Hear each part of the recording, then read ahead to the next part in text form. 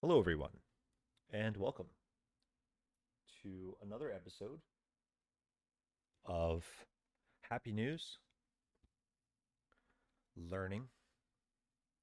Yesterday, we talked a little bit about Marcus Aurelius and the meditations book that we're going to be reading today. Today, we start with book one of Meditations, and it's titled Debts and Lessons. This section starts out with a bunch of dedications. So let's start with number 1. My grandfather Verus, character and self-control. So he says the person and what he's thanking them for. My father Verus, for character and self-control. My grandfather. My father, from my own memories and his reputation, taught him integrity and manliness. Number 3. My mother, her reverence for the divine, her generosity, her inability not only to do wrong, but even to conceive of doing it. Her inability not only to do wrong, but even to conceive of doing it. And the simple way she lived, not in the least like the rich. So he thanks his grandfather for character, his father for integrity, his mother for reverence for the divine, generosity, and her ability to do good, not even conceive doing wrong. My great grandfather, number 4, to avoid the public schools, to hire good private teachers, and to accept the resulting costs as money well spent. Well, that's nice. Number 5, my first teacher. So I guess Marcus got private education, and I guess they had public schools at the time. Number 5 is my first teacher. Not to support this side or that in chariot racing, this fighter or that in the games. To put up with discomfort and not make demands. To do my own work, mind my own business, and have no time for slanderers. Some interesting teachings there. To not support this side or that side in chariot racing, this fighter or that in the games. To put up with discomfort and not make demands. Put up with discomfort. Circumstances, right? He had some tough circumstances. And not make demands. To do my own work, mind my own business, and have no time for slanderers. Number 6, it says, I believe it says Diognetus, but we're going to look it up.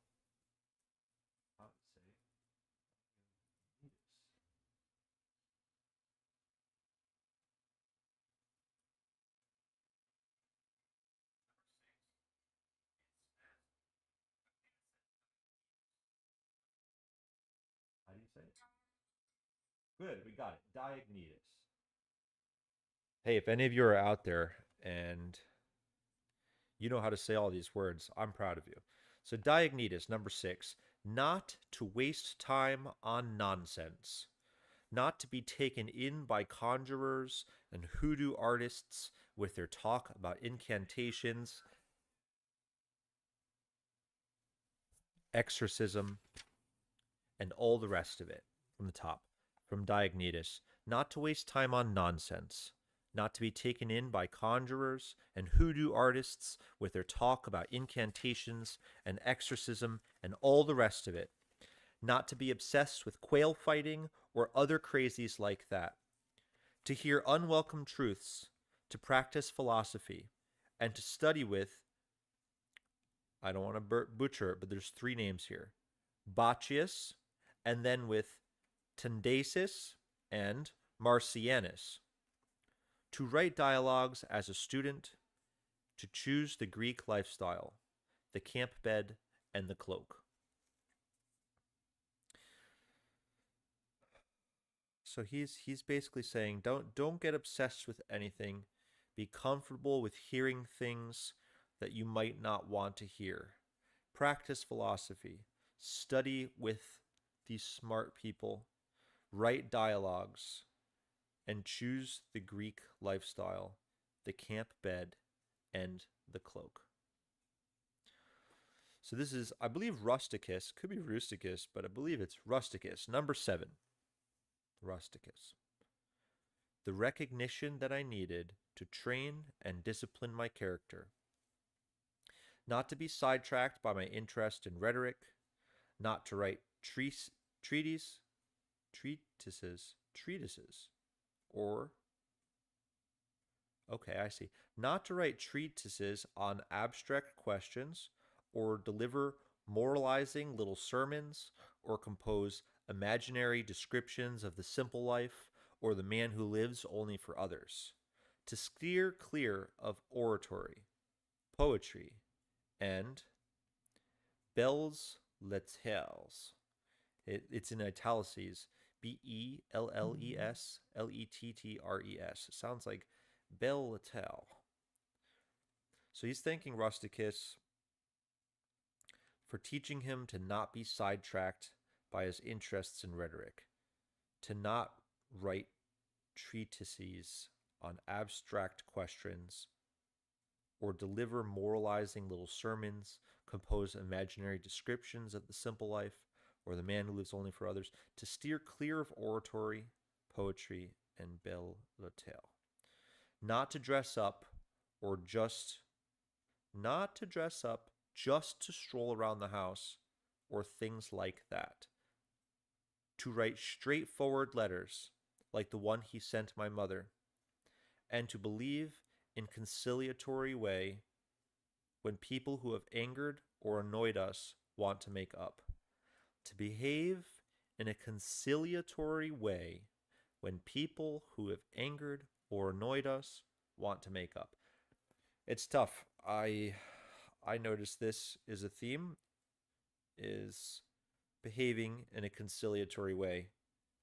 People are going to anger us and annoy us. To read attentively, not to be satisfied with just getting the gist of it, and not to fall for every smooth talker. And for introducing me to Epictetus's lectures and loaning me his own copy. So Rusticus introduced Marcus to Epictetus's lectures and loaned him his copy, taught him to read attentively, to not be satisfied with the gist, to be straightforward and not get sidetracked in rhetoric, abstract questions, or deliver moralizing little sermons. I think that's interesting. Number 8, Apollonius. It's like Apollo with a neus on the end. So I'm going to say it's Apollonius. Number 8. Independence and unvarying reliability, and to pay attention to nothing, no matter how fleetingly, except the logos. The logos. This is a common theme in this, logos, Logos. To be the same in all circumstances, intense pain, the loss of a child, chronic illness, and to see clearly from his example that a man can show both strength and flexibility. His patience in teaching, and to have seen someone who clearly viewed his expertise and ability as a teacher as the humblest of virtues. And to have learned how to accept favors from friends without losing your self-respect or appearing ungrateful. So Apollonius taught him about independence and reliability. Pay attention to nothing, no matter how fleetingly, except the logos. And here, logos definition. The word of God. or principle of divine reason and creative order. So, this is what he's talking about, ruling over attention, to pay attention to nothing except the Word of God, the principle of divine reason and creative order.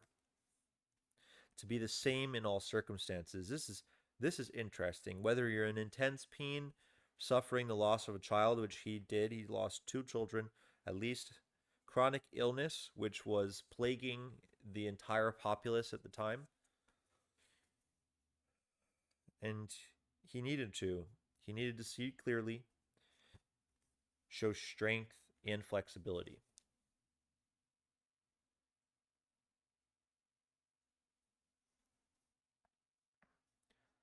Number 9, Sextus.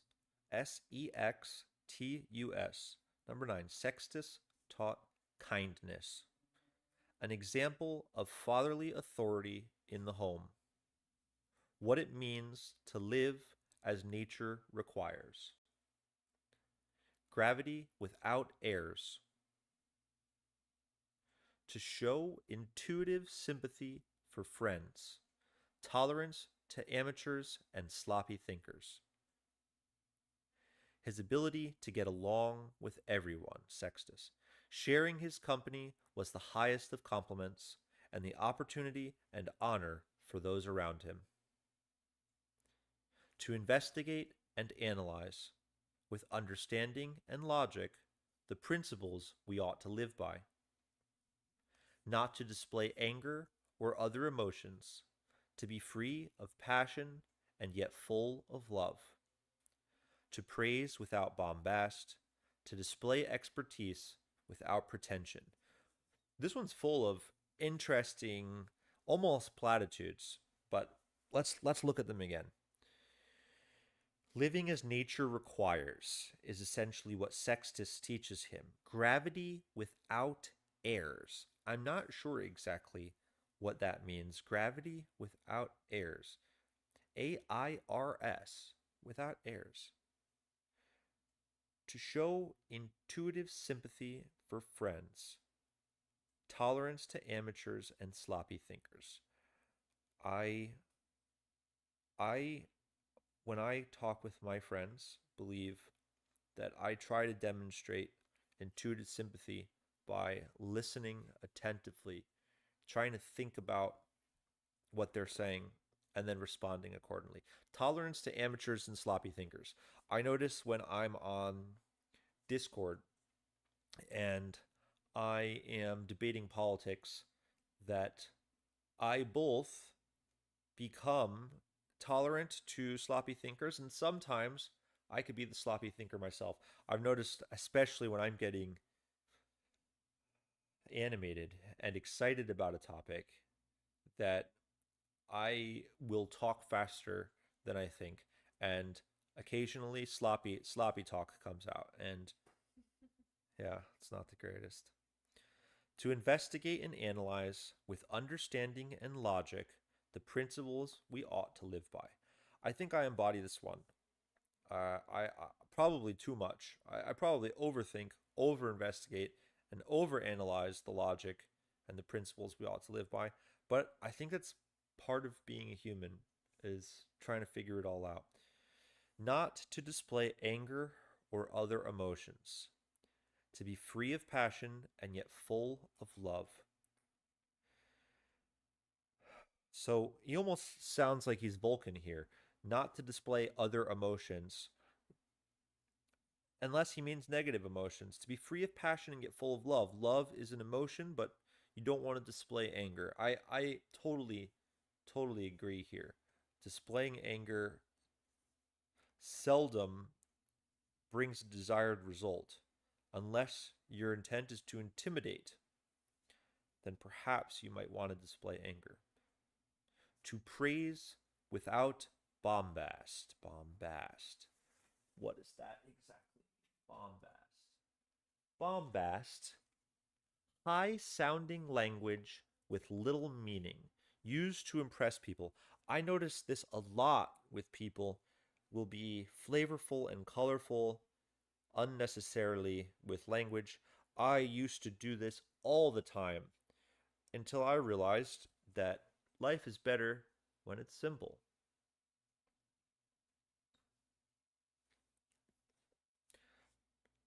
Number 10, the literary critic Alexander.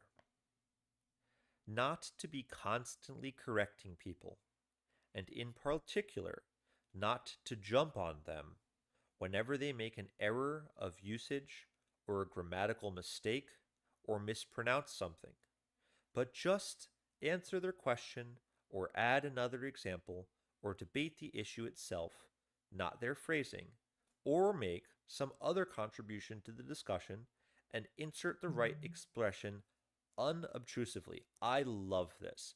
This happens all the time.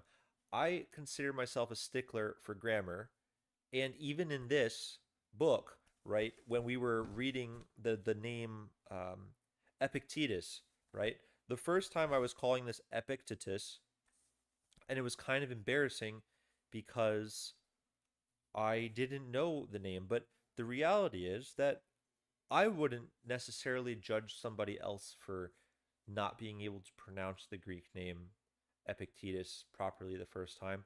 And Marcus, specifically the literary critic Alexander, that Marcus is thanking in this book, taught him to not constantly correct people, and if you need to, make a contribution to the discussion and insert the right expression unobtrusively, right? There are cases that this happens all the time when people use the wrong word. Like somebody had spelled hypocrite wrong on in a Discord channel, and so you keep talking, you keep having a conversation, and then you can type it in the right way, and you spell it with the right pronunciation, and you didn't have to call them out. But then they might just see, oh snap, they spelled that differently than me.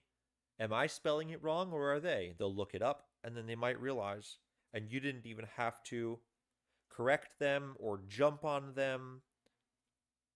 I think that's what the literary critic here is trying to say.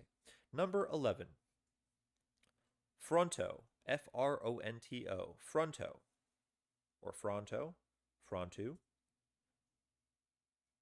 to recognize the malice, cunning, and hypocrisy that power produces, and the peculiar ruthlessness often shown by people from good families. To recognize the malice, cunning, and hypocrisy that power produces, and the peculiar ruthlessness often shown by people from good families.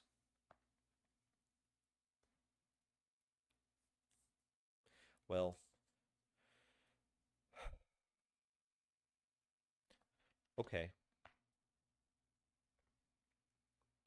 Number 12, Alexander the Platonist. Like Plato, but Platonist. Not to be constantly telling people, parentheses, or writing them, that I'm too busy unless I really am. Similarly, not to be always ducking my responsibilities to the people around me because of pressing business.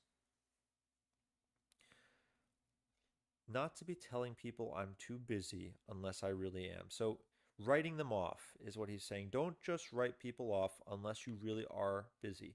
If somebody is reaching out to you, that means they care about you or they respect you, they want your attention, and don't just write them off as busy. And you can't, if you are actually too busy, that doesn't mean ducking your responsibilities. So if you got things you got to do, oh, I think Marley might be running in her dream. You just getting comfy, buddy? If you got things you got to do, you can't be ducking your responsibilities if you're listening to Alexander the Platonist. That's what I'm grabbing out of this. Not to be always ducking responsibilities to the people around you because of pressing business. Number 13, Catullus. Not to shrug off a friend's resentment, even unjustified resentment, but try to put things right. To show your teachers ungrudging respect, the Domitus and the Athenodotus story, and your children unfeigned love. Athenodotus and Domitius, and Athenodotus story, in parentheses, not to shrug off a friend's resentment, even unjustified resentment. I'm really curious if you're actually listening to this and you're out there or watching the VOD, have any of these resonated with you? Because I'm trying to think of a time where I shrug off unjustified resentment and put things right. I feel like for the most part, I don't squash the beef, and maybe I should. Maybe we should be squashing our beef. My brother Severus. Hey, his brother's name is Severus. Always to love my family, truth, and justice. It was through him that I encountered Dion and Brutus and conceived a society of equal laws, governed by equality of status and of speech, and of rulers who respect the liberty of their subjects above all else. Rulers who respect the liberty of their subjects above all else.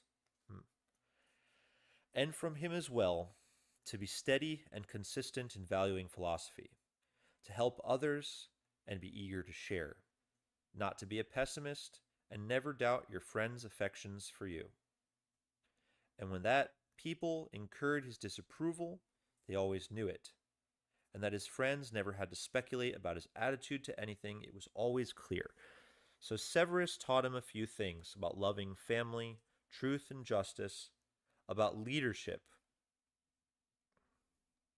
a society of equal laws governed by equality of status and of speech, and of rulers who respect the liberty of their subjects above all else. This is a good one to conclude on because the idea is to turn this into a discourse, helping others learn from these meditations. When people incurred his disapproval, they always knew it. When people incurred his disapproval, they always knew it. That his friends never had to speculate about his attitude to anything. It was always clear. Right. Okay. Well, my attitude is, right now, optimistic. I'm optimistic that this will be an interesting continuation with tomorrow. We've got a whole lot to go through, and I'm interested to see how this develops over time, what kind of feedback we get. So if you're out there, I appreciate you being here. We're going to pick it back up tomorrow. If you subscribe, if you press like, we can spread this around. But thank you for being here. Have a great rest of your day. And as always, find some time to smile. We'll be back tomorrow with some Mandarin practice and then a little bit more meditations by Marcus Aurelius. Cheers.